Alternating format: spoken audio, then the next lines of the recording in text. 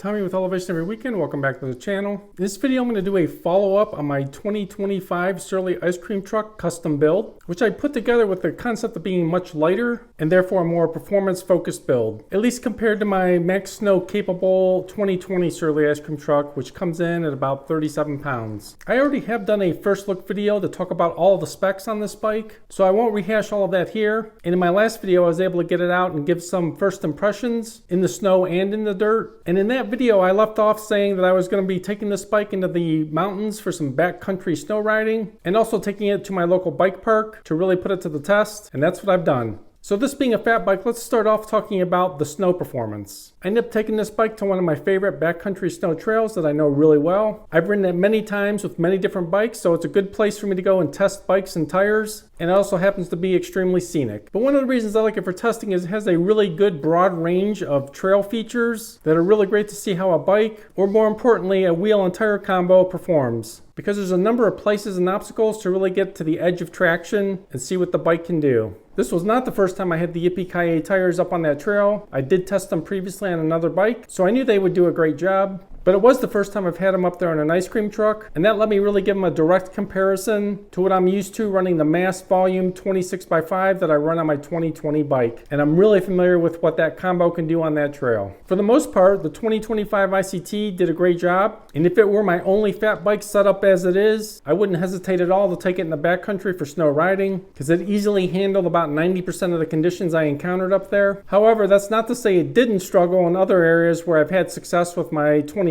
bike with the more aggressive and larger volume tires. There were definitely a couple key areas where I would normally be able to pedal through on my 26x5 setup that this bike was just overmatched. But again, that's not really a surprise. I do also have a dropper seat post on my 2020 bike, which really is essential for snow riding at the limits. And that was an area where I did notice a deficiency with this bike, which does not have a dropper. But again, even though this bike couldn't ride through every single obstacle that I would normally ride through on my 2020 bike, I did see some other benefits to the build. First off, even though I wasn't even tracking it or trying, I set a PR in Strava on the long climb all the way up to the top. So again, not something I really care about, but it does give a valid data point of an area where the 2025 build succeeds. And this is likely a combo of the overall lighter weight, especially in the rolling mass of the wheels and tires, which really adds up and counts when you're ascending to over 10,000 feet in elevation. So in the future, I'll definitely still be grabbing my 2020 Mass Monster ICT for these types of rides, because that's really what I have it targeted for, and it really can tractor through just about anything a fat bike can do. But I was glad to see that this 2025 build still maintained the Surly ice cream truck pedigree for snow riding.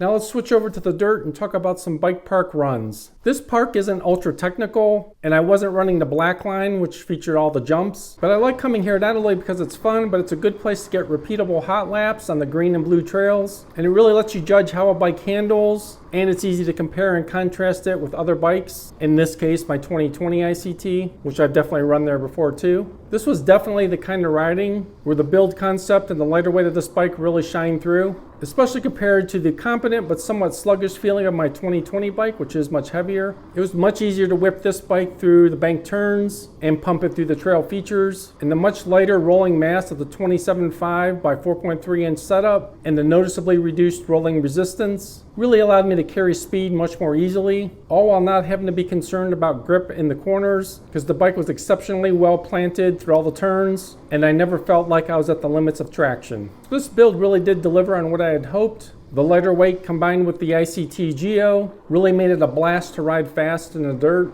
and again, it was especially notable on the faster rolling trails, where having to manipulate the bike for quick changes in direction is a factor. And while I was there, I also took the bike out of the bike park to some adjacent trails for some additional riding and testing. Again, there's just more fast, flowy single track to ride and some steep, punchy climbs, and the bike again exceeded at both those things. And most notable here wasn't only how it carried speed in the fast, flowy sections, which I wasn't surprised by, but how it transitioned right into low speed, steep, punchy climbs was effortless. Considering it's still a 32-pound bike with an all-steel frame and fork, it was a real pleasure on the climbs, which bodes well for the big mountain riding I have planned for it for the rest of the summer. So there you have it. So I'm going to call my concept to build a lighter weight ice cream truck a success. The bike really is a blast to ride, It really comes through on the performance attributes in the dirt, climbing, and higher speed runs, and it really doesn't give up that much in the more extreme snow. So while I consider the testing phase of this bike complete, you'll be seeing it the rest of the year in future videos as I get it out there and do some adventure riding with it. So stay tuned for that. I think this bike will really excel in high mountain pass riding, which is something I want to get back to doing because it does climb really well and it's light enough to handle really well while being very comfortable and stable, especially at low speed. Yet it still has that traction that a regular mountain bike won't have in those types of conditions, at least based on my prior experience. So if you found this video helpful or entertaining, drop a like down below. It does really help out the channel. If you have any questions or comments, drop those down in the comments section down below. And if you don't want to miss any future videos with this bike or my other fat and mountain bikes, subscribe to the channel now.